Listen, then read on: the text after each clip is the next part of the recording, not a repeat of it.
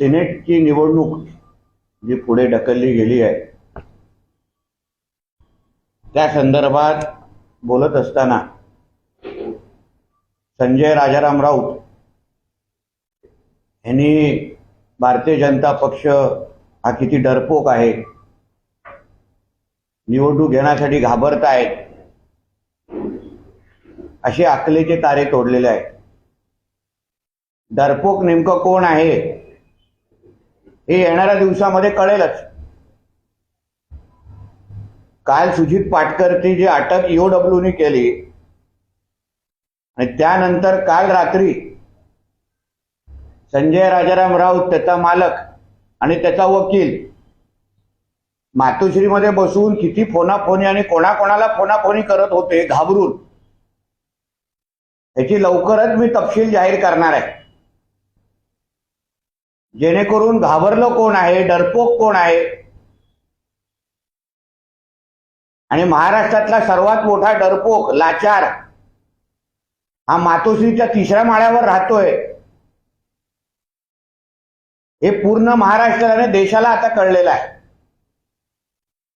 पण सिनेटची निवडणूक रद्द केली त्याच्यामुळे कालपासून थैथयाट सुरू आहे. आज सकाळी 11:30ला पेंग्विन ठाकरे पण त्यावर बोलणार आहे असं ऐकतोय.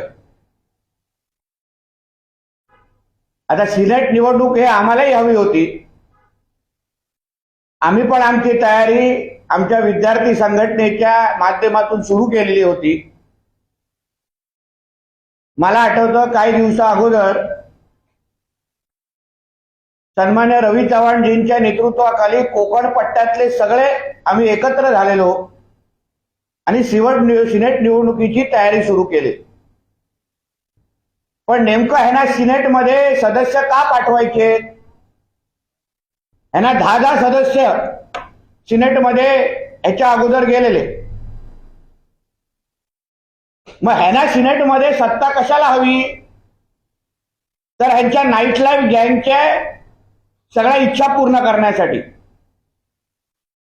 मला आठवतं महाविकास आघाडीच्या कारकिर्दीमध्ये ह्यांच्यात ह्या विद्यार्थी युवा सेना आणि ह्या सगळ्या नाईट लाईफ गँगच्या माध्यमातून असंख्य व्हाईस चॅन्सलरांना धमक्या दिल्या गेलेल्या, ब्लॅकमेलिंग केली गेलेली,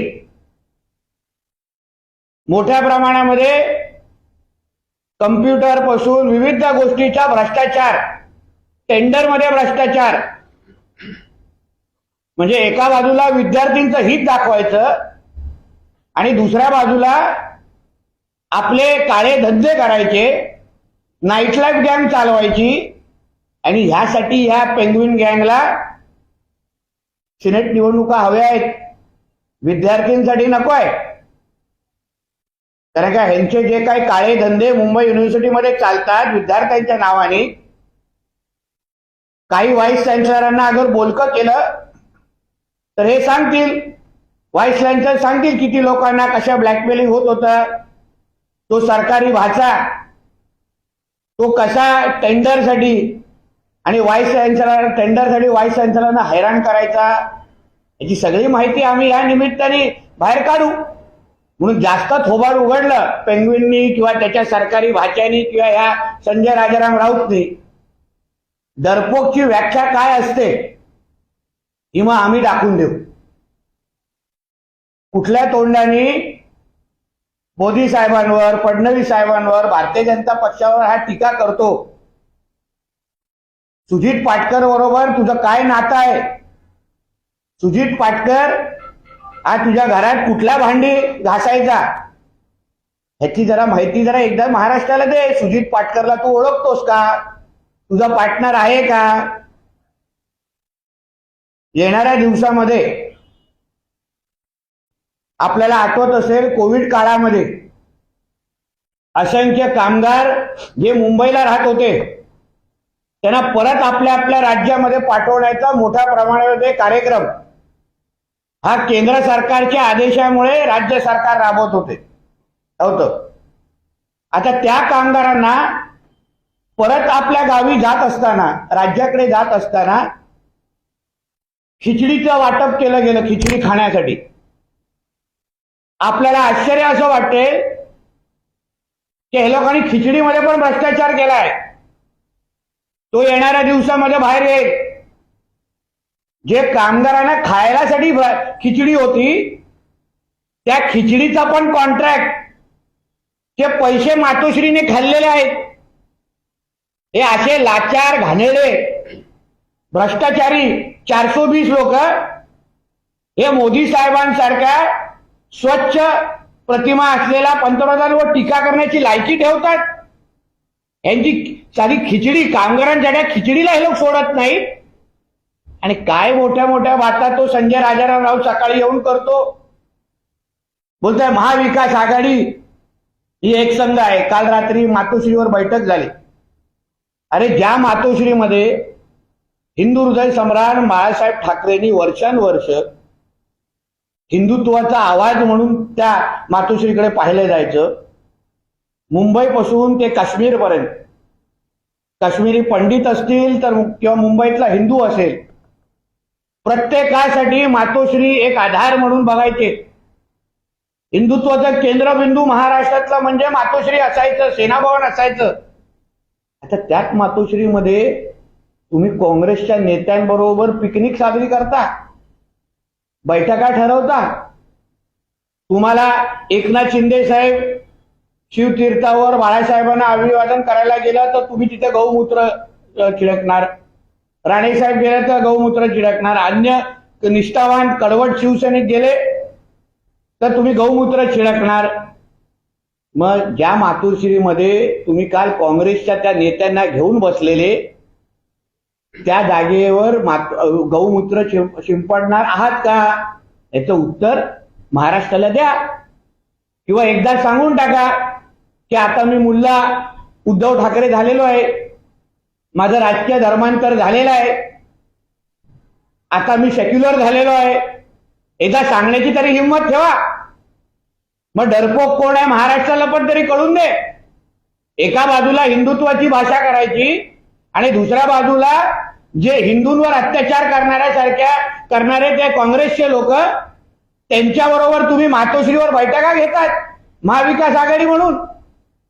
परत खरं पहिलं तर स्वतःचा खरा चेहरा हा महाराष्ट्राला दाखवा. हिंमत असेल, स्वतःला बाळासाहेबांचा मुलगा बोलवत असाल, राजाराम राऊताचा मुलगा बोलवत असाल तर सांगा की आम्ही सेक्युलर झालोय आणि मग महाराष्ट्राच्या आणि देशाच्या सामोरे जा. बोले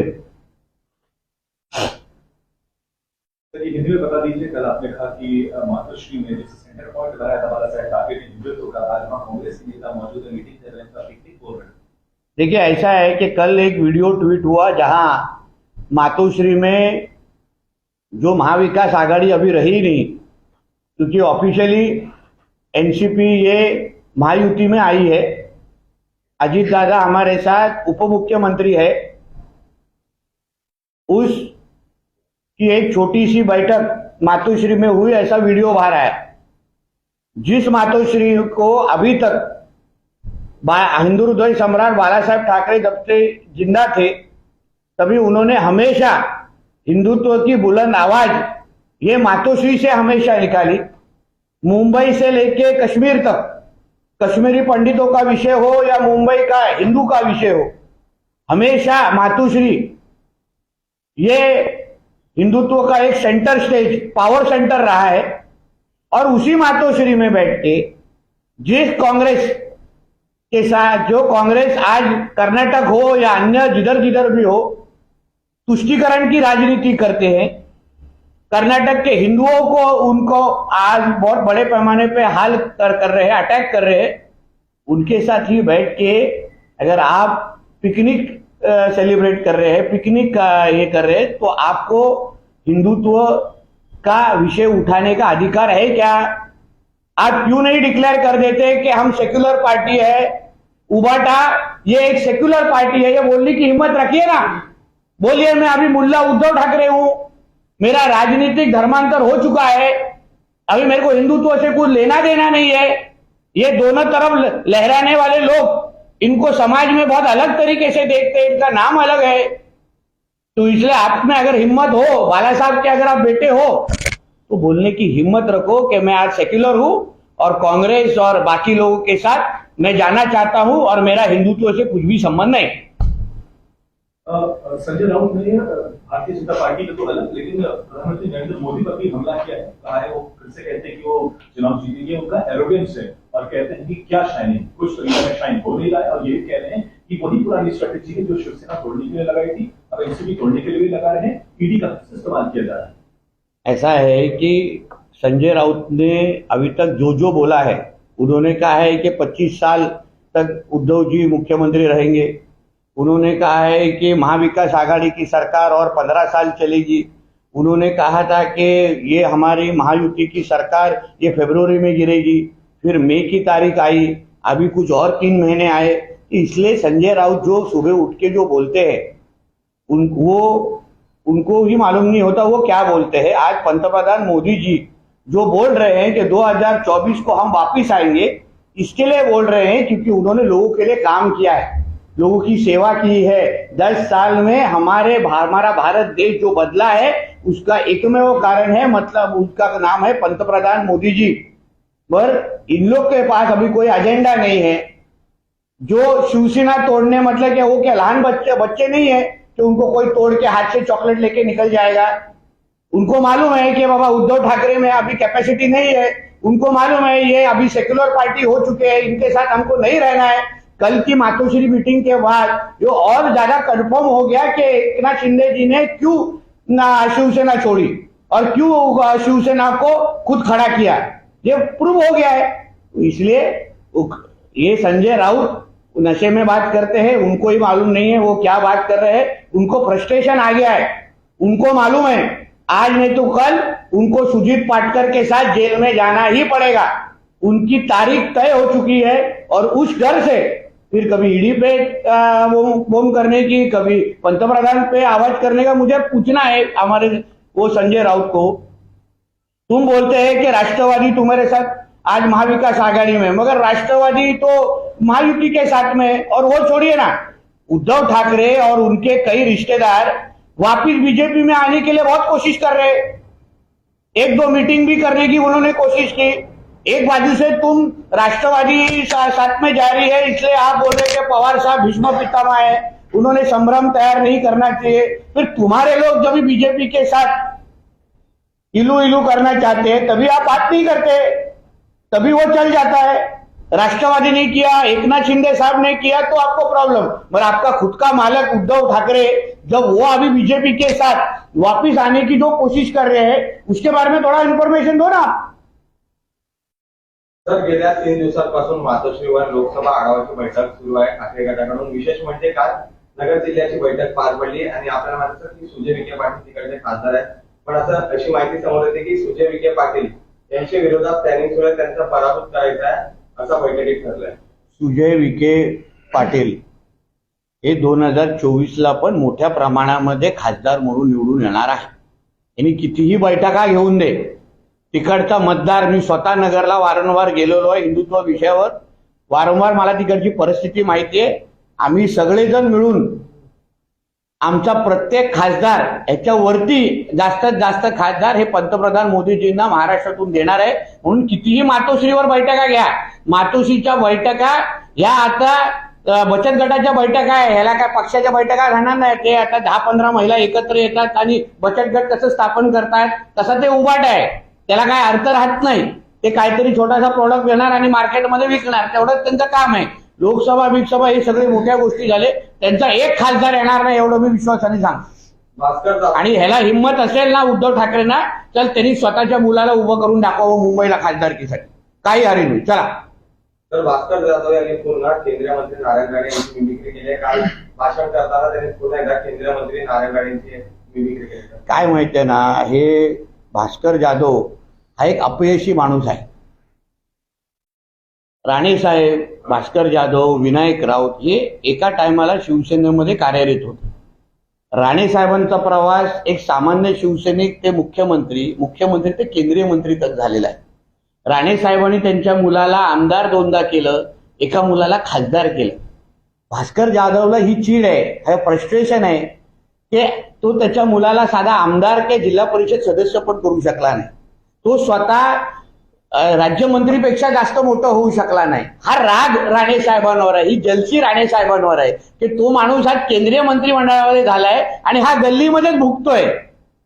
म्हणून ही जी काय चीड आहे, हा जो राग आहे, हा फ्रस्ट्रेशन आहे की मी अपयशी झालोय, मी माझ्या मुलाला मोठा करू शकलो नाही, मी स्वतःला मोठा करू शकलो नाही. मासा मेला म्हणून उद्धव ठाकरेला शिव्या देणारा आज उद्धव ठाकरेचे पाय चाटत बसलाय. म्हणून भास्कर जाधव सारख्या लायकीच्या माणसावर आपण न बोललो तेच बरं आहे, कारण त्यांनी स्वतःचीच लायकी ओळखली आहे म्हणून तो रागापोटी बोलतोय. सर, भरत गोगावले का एक बयान बड़ा वायरल हो रहा है जिसमें उन्होंने कहा कि मुख्यमंत्री साहब को ब्लैकमेल किया था ये लोगों ने मंत्री पद पाने के लिए, और ये भी कहा एक मंत्री ने एक ये तक कहा कि मंत्री पद नहीं मिला तो नारायण राणे उन्हें फिनिश कर देंगे. वो अभी वो किस कॉन्टेक्स्ट में उन्होंने कहा है वो गोगावले जी ही बता सकते. अभी भाषण करते हुए उन्होंने कुछ चीज का रेफरेंस दिया था. अभी शिंदे गट क्या इंटरनली क्या हो रहा है, इतना अच्छा सोर्स और नेटवर्क मेरा नहीं है. लेकिन सर जो है शिंदे गुट के एक बड़े नेता हैं, चीफ व्हीपी रह चुके हैं उनके पार्टी के नेता के तौर पे, और वो कह रहे हैं कि इस तरीके से ब्लैकमेल किया जा रहा है कि अगर मंत्री पद नहीं मिला तो सुसाइड कर लेंगे, पत्नी छोड़कर चली जाएगी.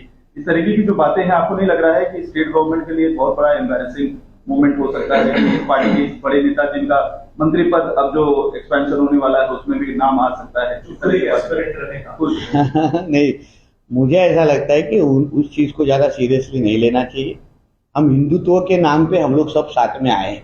जो हम शिंदे साहब की शिवसेना, जो ओरिजिनल शिवसेना है, और भारतीय जनता पक्ष, हम लोग सब लोग हिंदुत्व के नाम पे एक साथ में आए. कोई किसी को ब्लैकमेल करने के लिए, कोई किसी को खत्म कर देगा, किसी का आत्महत्या, वो सब स्टेज पे बोलने की चीजें रहेगी. शायद उसके बारे में गोगावले जी खुद बोल सकते हैं, मगर मुझे लगता नहीं है. हमारे में एक मुद्दा बिल्कुल साफ है, हम हिंदुत्व को बड़ा करने के लिए ये सरकार को हम लोगों ने महाराष्ट्र में बनाई है और वही सत्य है, और उसके सिवाय दूसरा कोई सत्य नहीं. सर, नवाब मलिक जो है जब से जेल से रिहा हुए हैं, सबसे ज्यादा चर्चा ये हो रही है कि कौन सी एनसीपी का गुट वो ज्वाइन करेंगे, लेकिन जो उनका देवेंद्र फडणवीस जी के साथ, उनके परिवार के साथ बीच में विवाद हुआ था, जिसको लेकर बहुत बड़ा कंट्रोवर्सी भी क्रिएट हुआ था. सवाल सबसे बड़ा यही होने लगा है कि क्या वो अजित पवार के साथ अगर आते हैं तो बीजेपी वो आते हैं तो कोई दिक्कत नहीं. मुझे लगता है कि देवेंद्र फडणवीस का काफी ज्यादा जो है ऑब्जेक्शन रहा है नवाब मलिक को. देखिए, ऐसा है, मेरी इन्फॉर्मेशन के हिसाब से उनको सिर्फ 2 महीने की बेल मिली है,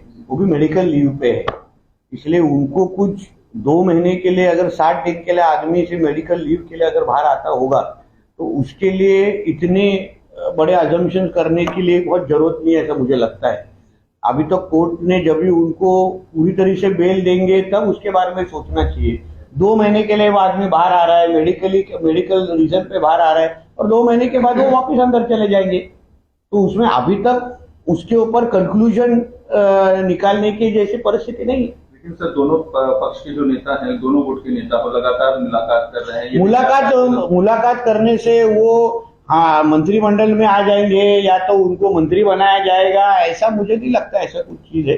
कुछ चीजों के ऊपर हमारी भारतीय जनता पार्टी कॉम्प्रोमाइज करती नहीं है, इतना हमको स्पष्ट है. और इसलिए मुझे लगता है नहीं कि इस बार में कुछ ऐसा निर्णय हुआ रहेगा.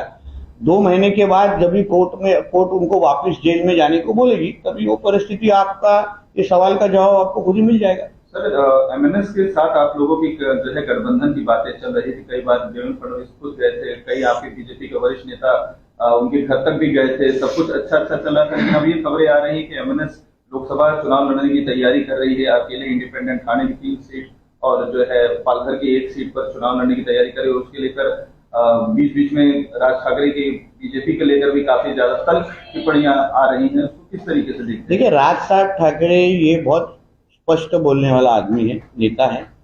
वो कभी भी दिल में कुछ और, मुंह पे कुछ और, ऐसा कभी करने वाले वो नेता नहीं है. उनको अगर कुछ गलत लगता रहेगा तो उनको बोलने का उनको अधिकार है कि वो महाराष्ट्र के एक ज्येष्ठ नेता है, सीनियर नेता है. मगर हिंदुत्व के एक लाइन पे हम लोग सब लोग एक ही लाइन पे चल रहे हैं, क्योंकि वो भी हिंदुत्व की बात करते हैं, वो भी लैंड जिहाद की बात करते हैं, और हमारे भी वही सारे विषय है. अभी उनके बारे में गठबंधन होगा कि नहीं होगा, लोकसभा वो लोग साथ में लड़ाएंगे कि नहीं, वो हमारे वरिष्ठ नेता डिसाइड करेंगे और उस टाइम पे वो डिसीजन होगा. अभी तक तो आहिस्ता आहिस्ता लोकसभा का माहौल बन रहा है.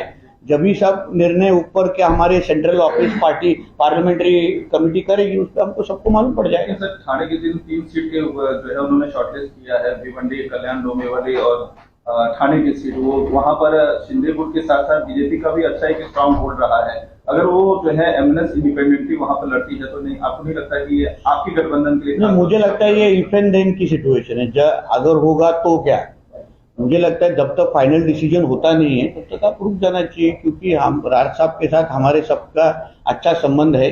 जब तक फाइनल डिसीजन होता नहीं, अभी हर एक को अपना अधिकार है अपनी पार्टी बढ़ाने की। राज साहब को लगता है कि वहाँ उनके पार्टी का स्ट्रांग होल्ड है कि मुझे मेरे इन्फॉर्मेशन की हिसाब से डोंबिवली में उनका एक आमदार भी है, तो उनको ऐसा लगता है कि उनकी पार्टी वहां से बढ़ सकती है, इसलिए वो उसकी तैयारी करते होंगे। मगर जब तक फाइनल डिसीजन होता नहीं है तो मुझे नहीं लगता अपने को एकदम फायनल कन्क्लुजन पे आना चाहिए। सर मराठीमध्ये काय ठाकरे राजसाहेब एक राज्यातले ज्येष्ठ आणि अनुभवी नेते आणि स्पष्ट वक्ता आहे, त्यांना जे वाटतं ते बोलतात। बाळासाहेबांचे गुण त्यांनी घेतलेले आहे। उद्धव ठाकरे सारखे आतल्या गटाचे नाहीये, आतले गटाचे नाहीयेत, म्हणजे पोटात एक गोटात एक असं काही विषय ते करत नाहीत। त्यांना काही विषय खटकले आहेत ते बोलतात। आता उदाहरण रस्त्याच्या संदर्भात विषय घेतलाय, आता आमचा सिंधुदुर्गचा पॅच सोडला तर सगळ्याच खड्ड्यांवर सगळ्याच रस्त्यांवर खड्डे आहेत, तर त्याच्यावर एमएनएसनी भूमिका घेतली, त्यावर आमचे लोक त्यांचे स्पष्टीकरण देतील किंवा आपली भूमिका मांडतील। शेवटी लोकहितासाठी तो विषय आहे। तसंच अगर त्यांनी आपला पक्ष वाढवण्यासाठी अगर काही प्रयत्न करत असतील, काही प्रयत्न ते काही लोकसभा मतदारसंघ त्यांनी शॉर्टलिस्ट केले, त्याच्यामध्ये वाईट काय? प्रत्येकाला अधिकार आहे आपली आपली पार्टी वाढवण्यासाठी, पण शेवटी अंतिम निर्णय जोपर्यंत होत नाही, आमची एवढीच भूमिका आहे की देशामध्ये हिंदुत्व विचाराचे सगळे पक्ष यांनी एकत्र येऊन आपल्या हिंदू राष्ट्राला अजून सक्षम करण्यासाठी आपल्याला भूमिका घ्यायची गरज आहे। पुढच्या वर्षी राम मंदिर मोठ्या प्रमाणामध्ये येत आहे, वातावरण हिंदुत्वाचं चांगलं मोठ्या प्रमाणामध्ये पसरत आहे। आज हिंदूंना एकत्र आणण्याची गरज आहे, कारण का जिहादींचे ऍक्टिव्हिटीज वाढलेले आहेत, जे आपण PFI सिमीचे जे काही ऍक्टिव्ह म्हणून त्या सगळ्याच्या पार्श्वभूमीवर मला असं वाटतं की हिंदुत्वादी विचाराचे सगळ्या पक्षांनी एकत्र यायला पाहिजे आणि त्या पद्धतीची भूमिका आमच्या वरिष्ठ नेते योग्य वेळी विचार करतील आणि भूमिका घेतील। सर शरद पवार एक इतने बड़े नेता हैं और इंडिया विपक्ष के अलायंस में एक बड़ा चेहरा है, सबको साथ लाने की एक बहुत बड़ी भूमिका अपना रहे हैं। वो लगातार प्रधानमंत्री को लेकर अब बातें कह रहे हैं। उनको देवेंद्र फडणवीस से सीख लेनी चाहिए कि उन्होंने लाल किले से कहा कि मैं फिर से आऊंगा, फिर से आने के बाद देवेंद्र फडणवीस ने भी कही, तो उनको अब कितना जो है एडजस्टमेंट करना पड़ रहा है, तो उसके लिए सबक वो भी लेने, कहीं ऐसा ना हो कि 2024 के बाद उनको जरूरत आन पड़े। और नफरत दो समुदायों के बीच में, जाति के बीच में पैदा करने की बीजेपी कोशिश कर रही है, सीधा अटैक किया है। देखिए ऐसा है कि पवार साहब हम देश के बहुत बड़ा नेता है, उनके बारे में बोलना मेरा उचित नहीं है, मगर मुझे ऐसा हमेशा लगता है कि जिस तरीके से आज पवार साहब मोदी जी के ऊपर टीका कर रहे हैं, कल पवार साहब मोदी जी के गुणगान भी गा सकते हैं, वापिस परसों टीका भी कर सकते हैं। तो इसलिए पवार साहब किसके फाइनल कंक्लूजन पे कभी आते हैं, उसके लिए मुझे लगता है हमको रुकना चाहिए, क्योंकि कुछ दिनों पहले मोदी जी की उन्होंने किस विषय पे प्रशंसा भी की थी, आज मोदी जी के किस विषय के ऊपर उनके ऊपर टीका कर रहे हैं। पवार साहब और मोदी जी के बीच में का क्या संबंध है आज पूरे देश को मालूम है। मुझे ऐसा लगता है कि आज राष्ट्रवादी कांग्रेस ये ऑफिशियली हमारे साथ ही है, अजीत दादा पवार और सारे आमदार ये हमारे साथ आए हैं।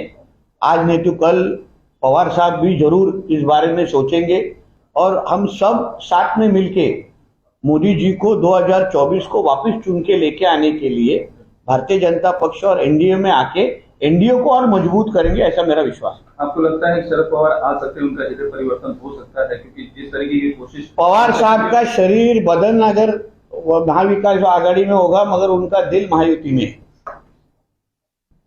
सर इनको शरद पवार को लेकर कहीं ना कहीं महाविकास आघाड़ी में भी कंफ्यूजन बना हुआ है, इसलिए कांग्रेस और उद्धव गुट का जो शिवसेना है उन लोगों ने प्लान बी पे काम करना शुरू कर दिया है। आपको लग रहा है कि इसका बेनिफिट आपके महायुति को मिलेगा महाराष्ट्र में, क्योंकि उनको भी कहीं ना कहीं शरद पवार पे भरोसा नहीं है कि वो उनके साथ हैं भी कि नहीं? पवार साहब के ऊपर भरोसा नहीं है और उद्धव जी के ऊपर भरोसा है। उद्धव जी के कौन सा रिश्तेदार कौन से बिजनेसमैन के माध्यम से भारतीय जनता पक्ष के पास आने की कोशिश कर रहे हैं, ये मैं इंफॉर्मेशन बाहर दे सकता हूँ। मतलब आपको पवार साहब और एनसीपी के ऊपर संभ्रम खड़ा करना है, मगर उद्धव जी और उनके कई रिश्तेदार एक बड़े इंडस्ट्रियलिस्ट के माध्यम से बीजेपी से बात करने की जो कोशिश कर रहे हैं, उस बारे में फिर उद्धव जी के ऊपर आप विश्वास रखेंगे नहीं? उस बारे में उद्धव जी को सवाल नहीं पूछेंगे? उसमें फिर कांग्रेस पार्टी को आज सब मिलके टोपी डालने का कार्यक्रम चालू है क्या? तो इस तरफ राष्ट्रवादी कांग्रेस हमारे साथ आ चुकी है, इस तरफ उद्धव जी हमारे साथ बात करने की कोशिश कर रहे हैं। एक बहुत बड़े इंडस्ट्रियलिस्ट को बीच में डाला है, उद्धव जी का एक रिश्तेदार भी बीच में बात कर रहा है।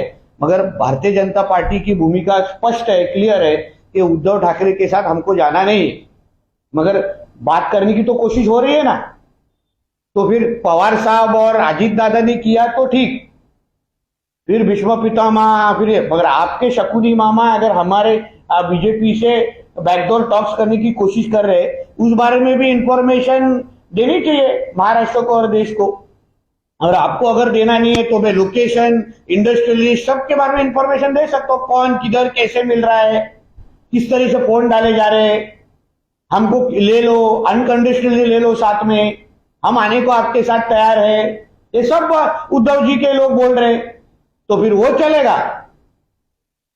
तभी फिर संभ्रम तैयार नहीं होता, तभी फिर महाविकास आघाड़ी को प्रॉब्लम नहीं होता। मगर अजीत दादा ने अगर भूमिका ली, शिवसेना ने अगर बीजेपी के साथ जो ओरिजिनल मैंडेट था वो जाने की कोशिश की, तब फिर अजीत दादा गद्दार, एकनाथ शिंदे साहब गद्दार, मगर सबसे बड़ा गद्दार ये महाविकास आघाड़ी में उद्धव ठाकरे ही है, क्योंकि आज भी उनको बीजेपी के साथ जाना है।